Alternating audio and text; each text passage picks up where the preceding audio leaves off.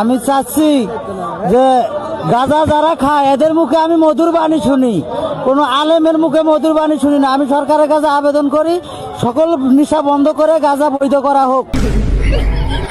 গাঁজা যারা খায় তাদেরকে একটা করে লাইসেন্স যুক্ত কার্ড করে দেওয়া হোক। হকার কার্ড দিব, কত কিছু কার্ড দিব। আমার একটা কার্ড দিতে কই, নাম হইব গালি কার্ড।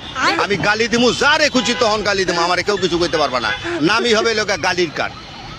আমার হকার কার্ডও দরকার নাই, ফুয়েল কার্ডও দরকার নাই, কিচ্ছুর দরকার নাই, খালি গালির কার্ড দিয়ে একটা, খালি গালি দিমু এই দেশ রে, সকাল বিকাল সন্ধ্যা।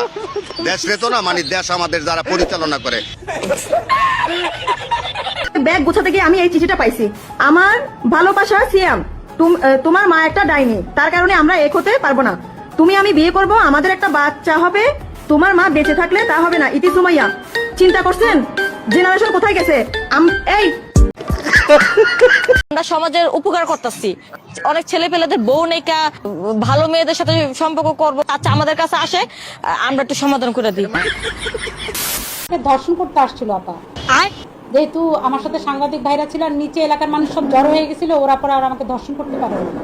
আপা কল্পনা করতে পারেন, তুই তোকারি করে নোংরা নোংরা গালাগালি করে ওরা আমাকে ধর্ষণ করতে আসছিল আপা।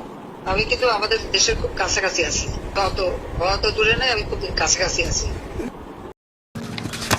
মা কিছু তোর এই ডিভাইস করতে